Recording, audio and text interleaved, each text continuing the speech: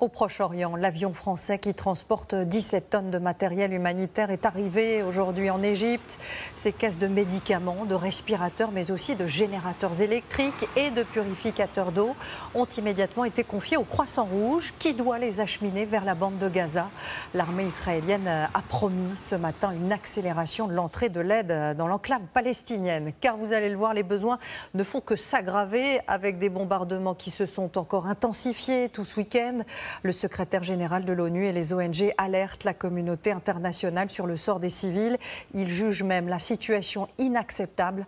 David Desarrojo et Sofiane Cherifi.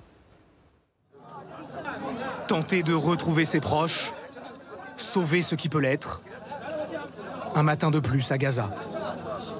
Les premières heures du jour ne consistent plus qu'à constater les dégâts, fouiller les décombres, à la recherche de survivants. D'autres viennent pleurer leur mort. Près de 8000 tués selon le Hamas, un chiffre que nul ne peut vérifier tant la zone est coupée du monde. Pas même les Nations Unies qui parlent de milliers de décès. Mais sur place, une certitude, les cimetières sont pleins. On n'avait plus de place. On a ouvert un caveau où il y avait déjà des morts.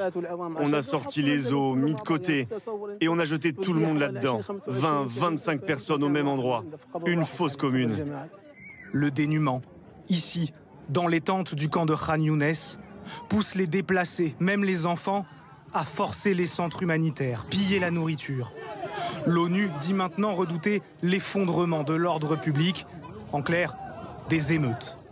Ce matin, les Gazaouis se sont bousculés devant l'une des seules boulangeries encore ouvertes. Je suis arrivée cette nuit, mais je suis même pas sûre d'avoir du pain. Voilà mon numéro, 207. Le réseau vient d'être rétabli, alors l'urgence, c'est de charger les téléphones pour joindre les familles. Soulagement au consulat général de France à Jérusalem, qui peut entrer en contact avec les ressortissants français bloqués à Gaza. Ils sont 170, dont ce père de famille. On se sent un peu seul. C'est déjà un réconfort psychologique. À qui notre équipe a pu parler il y a quelques minutes. Et là, on est 30 personnes, 6 familles dans un salon de 5 x 3 mètres, sans électricité, sans rien du tout. Sur les 30, on a une quinzaine d'enfants. La situation est extraordinairement difficile, à la fois sur le plan humanitaire, donc il y a des besoins premiers, s'agissant de l'eau, de l'électricité, de la nourriture. Il n'en manque peut-être pas immédiatement, mais ce moment risque d'arriver prochainement. La France négocie maintenant avec l'Égypte pour que l'aide humanitaire, les médicaments, puissent traverser la frontière dès que possible et être distribués dans la bande de Gaza. Sur le terrain, Tsahal a annoncé une augmentation du nombre de ces soldats qui sont entrés dans cette bande de Gaza. Les militaires auraient détruit 150 tunnels et tué plusieurs chefs du Hamas. Le Hamas qui a proposé d'échanger les otages contre la libération de tous les prisonniers palestiniens détenus en Israël. Une proposition jugée irréaliste par beaucoup, mais qui déstabilise forcément les familles des victimes. Antoine Bourdarias, Ignacio Bornassin, Gilles Parot et Erina Fourni sur place. Depuis 22 jours, ils crient leur détresse partout en Israël. Des familles, des proches, des otages enlevés par le Hamas. Et depuis hier, ces nouveaux slogans adressés à Benyamin Netanyahou. Tous les otages, en échange de tous les prisonniers palestiniens. Je sais qu'en tant que mère, j'aurais tout fait pour que mes enfants reviennent à la maison. Même s'il s'agissait de négocier avec des terroristes. Même s'il s'agissait de négocier avec des terroristes. Et ce genre de négociation n'est pas une première. En 2011, le soldat franco-israélien Gilad Shalit est libéré après 4 ans de détention en échange de 500 prisonniers. Aujourd'hui, il y aurait 5000 Palestiniens dans les prisons israéliennes. Leur libération est loin de faire l'unanimité dans l'opinion publique. Et rien ne garantit que le Hamas pourrait libérer tous les otages enlevés au début de la crise.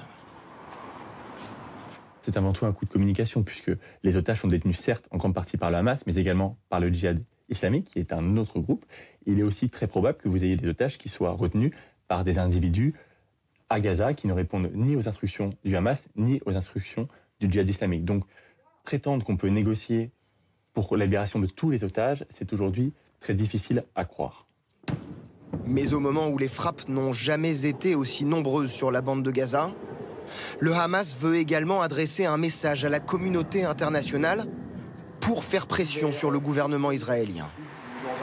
L'intérêt du Hamas, c'était que cette confrontation avec Israël prenne une ampleur inégalée. Donc avec les otages, c'est déjà un pas qui est franchi puisqu'il y a des otages étrangers et que certains pays ont bien sûr pour objectif de faire libérer leurs ressortissants. Depuis le début de la crise, toutes les négociations sont menées par le Qatar, qui a noué des relations de longue date avec le Hamas.